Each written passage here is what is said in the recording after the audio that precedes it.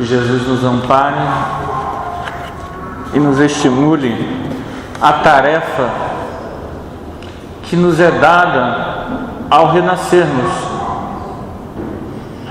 Uma das grandes tarefas que nós temos que cumprir nesta vida, antes de desencarnar, é a reconciliação. Nós talvez não demos a essa tarefa a atenção devida. Isso porque, uma vez reencarnados, nós esquecemos quem nós somos de fato. E isso acaba tirando o nosso foco de objetivos maiores. A correria do dia a dia nos tira essa visão espiritual. E nós achamos então que a questão espiritual é uma questão que a gente resolve quando vai ao templo religioso, à casa espírita, à igreja. Quando na verdade essa visão está equivocada. Nós somos espírito e cada minuto que vivemos nós somos espíritos se relacionando com outros espíritos. Então a questão espiritual não é uma questão que a gente vai pensar na casa espírita, mas é uma questão da vida. E é nesse sentido que a reconciliação ela é fundamental. Ninguém é obrigado a reconciliar com ninguém. Isso não é uma ordem divina no sentido de uma imposição, um constrangimento. Mas o conhecimento espírita chega à Terra para nos trazer certas chaves. Essas chaves trarão um elemento precioso à nossa consciência, que é discernimento espiritual. Com o conhecimento espírita, nós começamos a entender questões que até então Jesus falava. A gente acha bonito, mas a gente não fazia. A doutrina espírita, ela como consolador prometido, ela vem esclarecer as questões colocadas por Jesus há 2000 anos e que nós não fazemos há 2000 anos.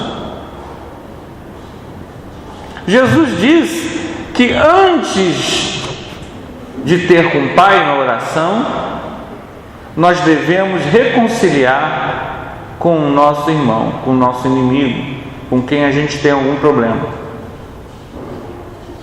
Isso parece, dito assim, sem maiores explicações, algo bonito, né? É bonito, não é? Ninguém vai dizer o contrário, não é isso? Não, está certo. Mas ninguém faz. Ninguém faz. Você, na sua prece que você fez hoje, você parou antes de fazer a prece e ligou para aquela pessoa que você não... Nós temos essa dificuldade prática. Ela é bonita conceitualmente, né? Temos de ideia. Aí vem a doutrina espírita, vem trazer para nós algumas informações. Primeiro, sua prece não vai ser atendida. Mas não é porque não queiram atender. É porque quanto mais magoado, mais irritado, mais amuado você está, os seus sentimentos mais nobres têm dificuldade de serem acessados. E se seus sentimentos mais nobres não são acessados, a sua prece não entra em sintonia com as almas de sentimentos mais nobres. Quem quer ter a prece atendida aqui? Todos nós, né? Não queremos ter nossas preces atendidas? Então Jesus está nos dando o roteiro para que nossas preces sejam ouvidas. Há sintonia. Boa. Você precisa purificar o seu coração antes, para que você possa então ter a boa sintonia dos benfeitores espirituais. Os benfeitores espirituais não negam o amparo. Isso é que é interessante. Eles não ficam esperando, não, vamos esperar para ver se ele vai reconciliar com o inimigo. Não é essa a questão. Eles não ficam esperando, não. Eles ficam com a Bíblia ali atrás. Não, ele tem que reconciliar com o inimigo, senão a gente não atende a prece dele. Não é isso. Se nós não limpamos o nosso coração, o benfeitor espiritual, ele chega e diz: o melhor para resolver esse problema é ir por aqui. Nós temos sintonia com ele? Não. A gente não ouve a intuição. A gente ouve a nossa auto-obsessão. O que a gente pensa, o que a gente acha, a voz do desespero, a voz da má sintonia. Justamente quando nós colocamos em termos de conduta uma ação prévia, perdoadora, nós construímos a base de uma boa sintonia. A boa sintonia traz a recepção da prece. Muitas vezes nós não temos a noção de que a prece é atendida, mas ela não consegue chegar a nós, porque nós, apesar de serem dadas as respostas, estamos fechados no nosso mundo egoísta. O egoísmo, a raiva, o amor, a mágoa, a irritabilidade criam faixas de energia que nos isolam da boa sintonia e que atraem outras faixas de sintonia semelhantes, aumentando a aflição. Daí, muitas vezes, algumas pessoas, elas estão tão perturbadas, o que elas fazem? Elas entram no primeiro templo religioso para orar. Porque se o templo for um templo em que as pessoas que estão ali oram, há uma psicosfera ambiente que auxilia a pessoa a orar melhor. Não é a solução, é uma terapêutica de emergência. A gente que trabalha na casa espírita muitas vezes percebe que a prece que a gente faz no centro espírita é muito mais bonita do que a prece que a gente faz em casa. Já perceberam isso? Porque a gente está sob a inspiração dos benfeitores espirituais. Aí você quer repetir aquela prece que você fez há um mês atrás naquele evento, mas não sente a mesma. Porque a ambiência da casa espírita favorece a boa sintonia. Quando Jesus diz que nós precisamos reconciliar, é isso, favorecer a boa sintonia. Se você é assaltado 2, 3 vezes, se você sofre acidente, se batem no teu carro, se você sente mau cheiro, aí você pensa assim: estão fazendo trabalho para mim, há alguma coisa errada, o centro não está dando solução, eu estou trabalhando bem e não vejo solução. A solução é amar, meu irmão. Amar dentro de casa. Ah, não, mas eu faço prece. Reconcilia com teu inimigo. Quem é teu inimigo? Às vezes, o inimigo não é externo. Às vezes, o inimigo é interno.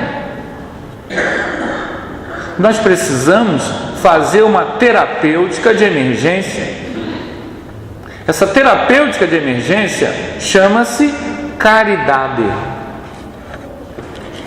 E o que caridade tem a ver com isso? A caridade, vejam bem, é o início do princípio, do começo, de você começar a pensar em alguma coisa que não seja você. Você começa a pensar na dor do outro. Você começa a ser mais bondoso, mais largo. Sabe o que quer dizer largo?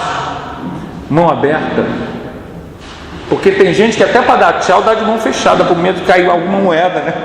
A pessoa dá tchau assim, ó. A gente se torna mais largo. Vão-se os anéis, ficam os dedos.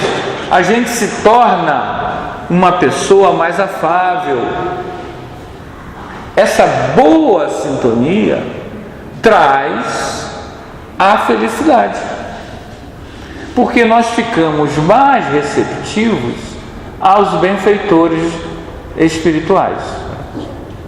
Então a reconciliação, ela precisa ser algo urgente para aqueles que querem ser felizes. Vou repetir. A reconciliação é chave fundamental para a sua felicidade.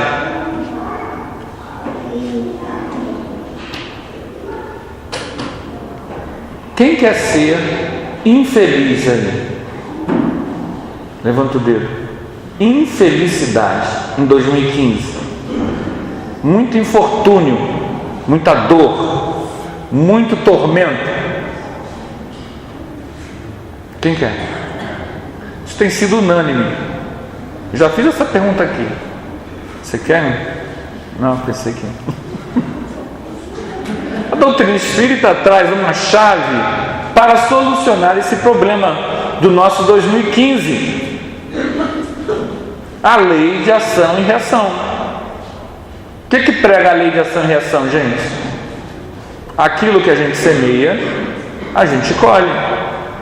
Se eu quero felicidade em 2015, 2016, 2018, 2020, eu tenho que fazer o que hoje? Semear felicidade. Se eu quero paz, eu tenho que semear paz. Qual é o problema da nossa paz? Um dos problemas é ter razão. Você tem razão.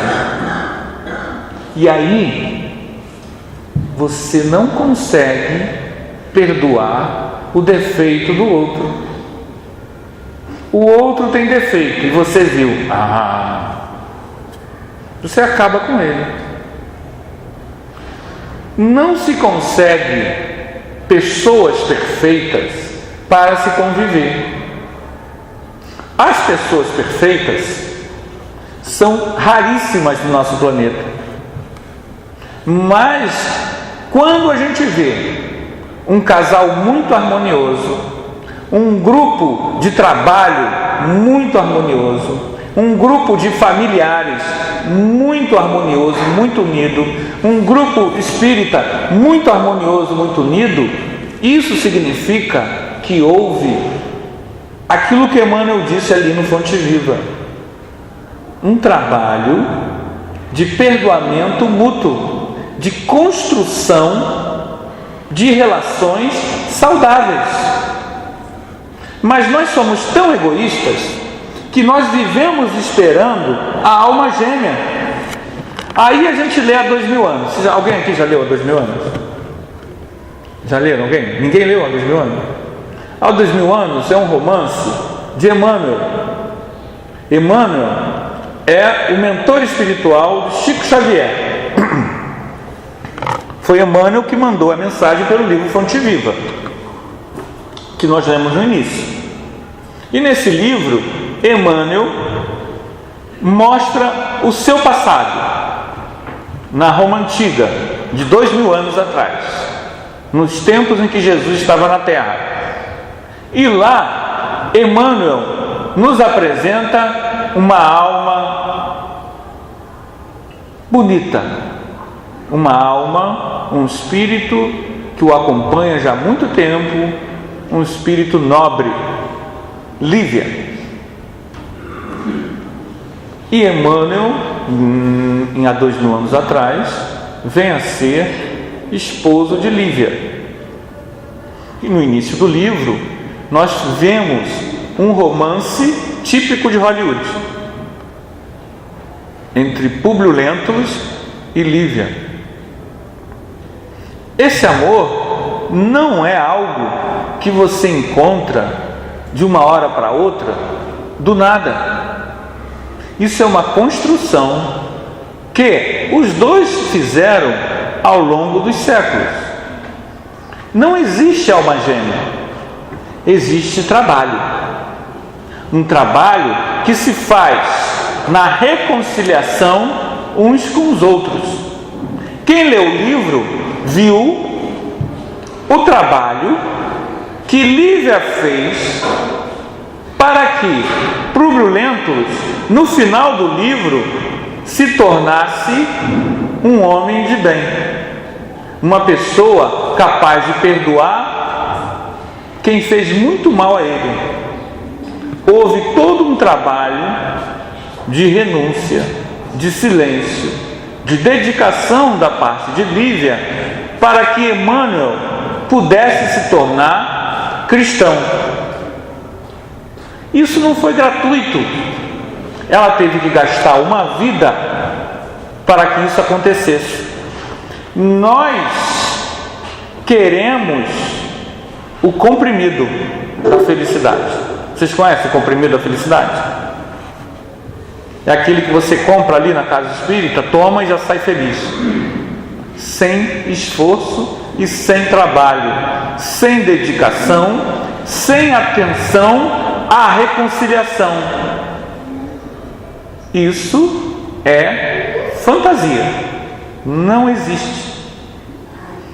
A doutrina espírita surge no mundo para o amadurecimento das almas. O tempo das crianças espirituais terminou. Cabe a nós, seres humanos desse planeta, começarmos um processo de autocompromisso consigo mesmo, na busca pelo seu crescimento, pelo seu amadurecimento. E isso exige esforço.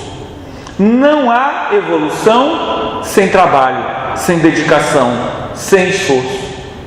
Se você não começa a identificar aonde o egoísmo pega em você para corrigir, você não vai corrigir. Só que nós temos, como diz aqui no item 9, o argueiro e a trave no olho. Qual o nosso problema?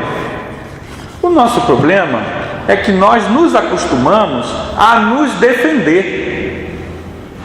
E isso significa que para que nós nos defendamos, muitas vezes a gente faz a crítica do outro. A gente critica. A gente viu só? Faz palestra, mas escreve palavra errada no quadro. Eu me peguei. Uma vez assistindo uma palestra, o orador foi e escreveu no quadro a palavra errada. E eu fiquei ali inquieto, com aquela inquietação, querendo. Aí eu fui fazer a palestra lá em Quintino, e eu gosto muito de escrever no quadro, né? E aí o que aconteceu? Escrevi a palavra errada. Na hora de escrever eu fiquei em dúvida. O português ele é traiçoeiro, né? E aí fiquei em dúvida, escrevi errado. Quando eu estava voltando para casa dirigindo, a palavra veio inteira. Aí aquela vergonha, puxa vida, escrevi a palavra errada no quadro. Aí me lembrei, né? Porque às vezes você pensa assim, né? Não, puxa vida, a pessoa escreve errado. Que a gente vê com facilidade a dificuldade do outro. Mas hoje eu já tenho uma estratégia. Quando eu tenho dúvida, eu mudo o texto, eu mudo a palavra, ou nem escrevo nada. É uma estratégia boa essa, né? Nós precisamos entender o seguinte: para que eu possa escrever exceção, chegar ali, exceção, que é uma palavra bem chata, né? Eu preciso exercitar, educar, ler, né? O que nos ajuda a ler, a escrever corretamente, é a leitura. Olhar a dificuldade do companheiro não vai fazer com que eu melhore. Mas nós, em todas as questões da nossa vida, temos uma incrível facilidade de ver o defeito do outro, porque isso nos ajuda a nos sentir mais superior. Tá vendo? Ainda faz isso. E mas fulano, e ciclano, e aí rola a fofoca. A fofoca, ela tem um dizer, né, que eu vi hoje na internet, os 3 macacos. Se você não viu, se você não ouviu, se você não presenciou, não deixe que a sua imaginação crie coisas. E nossa imaginação, ela cria coisas maldosas, porque nosso coração traz consigo a maldade. Muitas vezes nós fizemos aquilo ano passado. Se nós fizemos, quem é que não faz? E aí a gente fica catando para ver quem é que faz, para poder dizer lá, tá vendo? Esse é um processo íntimo nosso. Nós temos uma facilidade incrível de ver a trave no olho do vizinho. No livro Ação e Reação de André Luiz, há um marido que não suporta mais a mulher. Isso nos anos 40, em que há toda uma moral, né, uma ética da mulher solteira, da mulher separada, que era terrível, porque ele era apaixonado por outra pessoa e ele tinha essa amante, e essa amante, ele queria viver com essa amante e não suportava a mulher. Então ele teve uma ideia terrível. Ele iria matar a esposa, e iria depois botar a arma na mão dela para que aparecesse o quê? Um suicídio. Os benfeitores espirituais foram assistir a esposa, porque na verdade ela já era vítima dele de outra vida,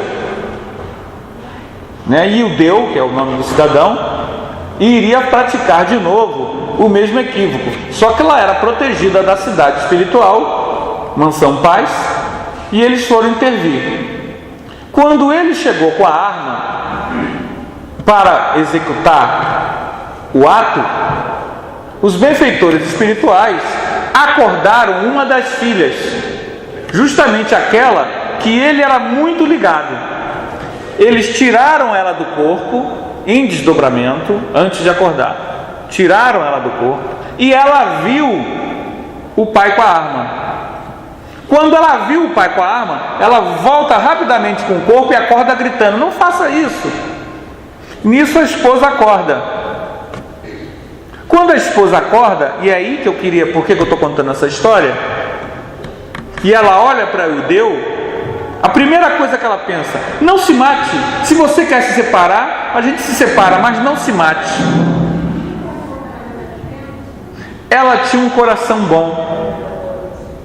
Ela não maldou a verdadeira intenção de Eudeu. É por isso que eu estou contando essa história. Um coração bom não cria o mau olho, a maledicência, não fica catando o defeito do outro. Um coração bom, ele é bom porque ele quer o quê? Amparar o outro, assistir o outro, socorrer o outro. Isso se chama amor. Então, o amor ao próximo, ele precisa ser uma realidade prática. Quando eu identifico que meu irmão tem um defeito, eu não devo usar isso para que eu me sinta, eu me ache. Eu devo procurar, de alguma forma, assistir, socorrer, amparar, dar dicas sutis, em que eu possa estar ali sendo um instrumento dos mentores espirituais do meu irmão, do companheiro de trabalho. Nós vivemos influenciados o tempo todo pelo mundo espiritual. Nós não temos uma vida material e uma vida espiritual. Nós vivemos uma vida espiritual o tempo todo.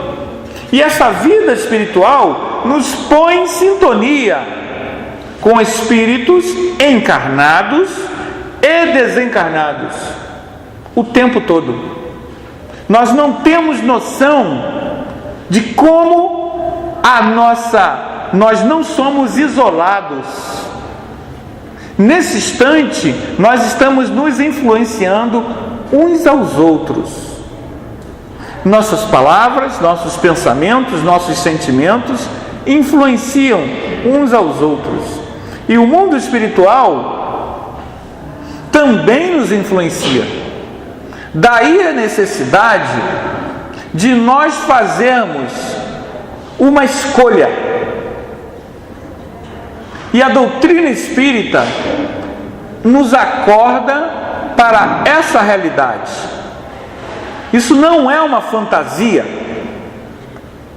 A escolha é a seguinte: agora, nesse instante, o que eu quero ser? Obsessor ou mentor? Eu já sei qual é a resposta de vocês. Vocês querem ser o quê? Obsessor ou mentor? Eu sei o que vão responder. Eu acho que é a mesma coisa que eu. Mentor, não é isso? Isso é o que a gente diz, porque pegar isso aí. Já pensou a gente dizer, pessoa dirigente, casa espírita, médium passista, orador, dizer que quer ser obsessor? Ninguém vai dizer. Mas a grande realidade é que nós somos muito mais obsessores dos outros do que mentores. Quando nós olhamos o defeito do vizinho e o tentamos destruir com palavras, eu tenho certeza, e isso você dissemina, pode ser no trabalho, pode ser em casa, pode ser, você está sendo obsessor. Nós muitas vezes, o médium, quanto mais a pessoa tem a mediunidade aflorada, e isso que às vezes a gente lida com, no atendimento fraterno, é médium, tem que trabalhar, não, o médium não é obrigado a trabalhar coisa nenhuma, mas ele tem que saber uma coisa: quanto mais a sua mediunidade é aflorada, ela será utilizada, estando trabalhando no bem ou não. E muitas vezes há pessoas, eu conheço algumas, que elas têm uma mediunidade aflorada, não fazem nada para ninguém, vivem a sua vida, mas não conseguem construir aquilo que nós começamos a falar na palestra, a boa sintonia. Se ela não tem boa sintonia, porque a boa sintonia exige esforço, e ela é médium, ela vai deixar de ser médium? Ela vai ter uma sintonia, ela tem uma facilidade de falar para o outro aquilo que o machuca. Por quê? Porque ela é porta-voz dos obsessores. Ela não fala qualquer coisa, ela fala aquilo que dói, que estimula no outro a raiva, que estimula no outro a depressão, que estimula no outro o confronto. Toda briga é, na verdade, uma manipulação do nosso ego, do nosso orgulho, do nosso egoísmo com os parceiros. Daí a necessidade de uma terapêutica de emergência para que nós possamos dar um basta nisso. Afinal, nós queremos que nossas preces sejam atendidas. Para isso, nós precisamos iniciar já um curso preparatório para mentor e abandonar finalmente, depois de 10, 20 mil anos de prática do curso, não é nem curso, né? Da pós-graduação em obsessor. O hábito de falar mal, de ver o defeito, de detonar o outro, de ironizar, de debochar, de fazer piadinha, de discriminar, de isolar, é o hábito do obsessor. O obsessor, não sei se todos sabem o que é obsessor, né? Obsessor, Kardec usou essa definição para os espíritos desencarnados que têm ódio de alguém que ainda está encarnado. Na verdade, essa explicação ela pode se aumentar mais, pode ser de encarnado para encarnado, de desencarnado para encarnado, de encarnado para desencarnado e entre desencarnados. Mas o clássico mesmo é a gente falar que é o desencarnado. Mas na verdade, o obsessor, ele é um ser humano. O obsessor é um ser humano.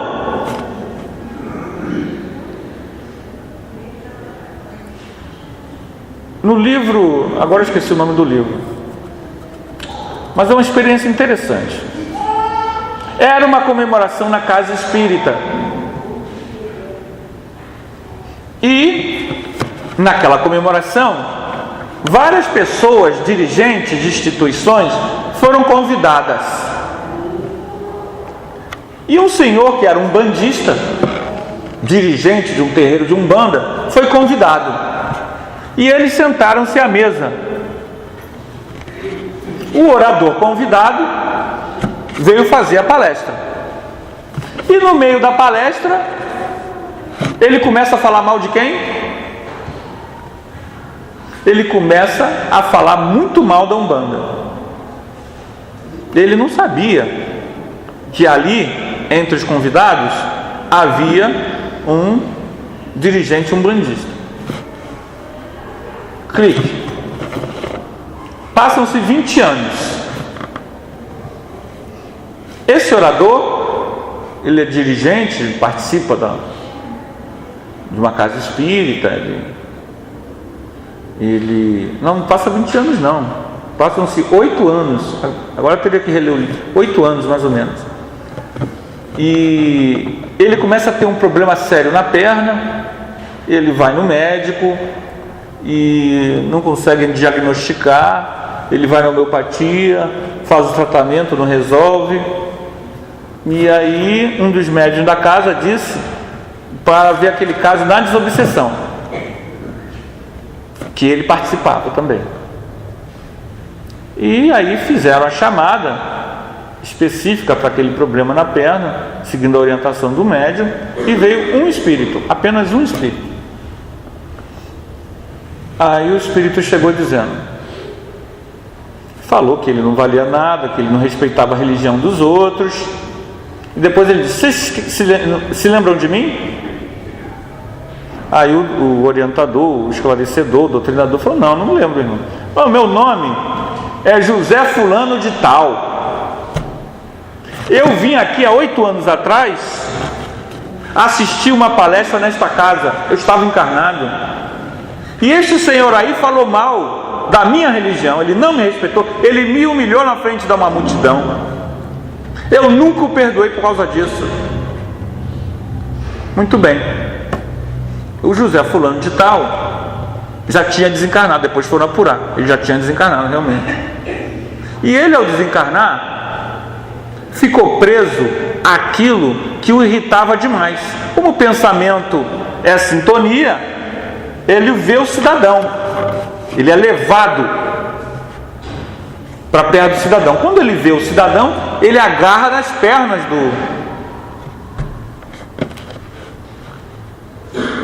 com aquela raiva. A raiva que ele não soube o que? Lidar. Aquilo estava guardado dentro dele. Aí conversa vai, aquela conversa, né? Explicando. Vem irmãos espirituais da Umbanda, com aquele aparamento todo, ele chora, se emociona e é levado. Quando ele é levado, acontece um milagre. O que é um milagre? Adivinha? A perna dele no dia seguinte está curada. Esse caso eu estou contando para vocês para quê? Para alertarmos que esse irmão José Fulano de Tal somos nós. Se nós não limparmos nosso coração, nós ficamos presos aos outros da pior maneira, pela raiva, pela mágoa, pelo ódio, e não conseguimos a sintonia dos benfeitores espirituais, seja na hora do nosso desencarne, seja na hora da prece. Então a gente começa a entender que para quem perdoar é o melhor negócio. Hein, gente? Vale a pena não perdoar? Porque a lei de ação-reação, ela diz a gente o seguinte: se o indivíduo fez o mal, ele vai ficar isento de receber o que ele fez? Mas nós não precisamos ser o seu carrasco. Nós podemos e devemos ser aquele que ampara. Nós vivemos uma sociedade violenta. E lá em São Paulo, anos atrás, um rapaz foi sequestrado. E quando o pai pagou o sequestro, o pai era até Missei, já haviam matado o rapaz. O sequestrador foi preso. E o pai do rapaz, morto, todos os meses visitava o rapaz durante os anos que o rapaz esteve preso, levando livro, dando orientação. Ele perdoou o rapaz e o amparou. O rapaz saiu da marginalidade, se arrependeu profundamente do que fez, se tornou um novo homem. Essa é a força do amor. Não adiantava esse pai ter ódio eterno por quem fez uma das maiores, das piores coisas que um pai pode ter, receber a notícia na vida, que é o do assassinato do próprio filho. Mas adiantava esse senhor ter ódio eterno? Esse rapaz que fez isso terá que arcar com a responsabilidade de seus atos no futuro. Mas ele não precisa de mais um obsessor perseguindo e atormentando a sua vida. O que nós queremos salientar nesta noite é que o que Jesus disse, a necessidade de reconciliar com os inimigos antes de fazer a prece, e a necessidade de parar de olhar o defeito alheio, mas olhar para si mesmo, são técnicas avançadas de crescimento espiritual, técnicas para a nossa felicidade. Não são fáceis, elas não são fáceis, mas elas são necessárias para quem quer se salvar, para quem quer ser feliz, para quem quer realmente amadurecer emocionalmente e espiritualmente. Fiquemos com isso em mente. O que eu quero ser quando crescer? Mentor ou obsessor? Que nós possamos ficar com Jesus e seguir o caminho da libertação espiritual, que é o caminho do amadurecimento. Que nós possamos fazer e nos engajar, nos dedicar ao curso preparatório para mentor.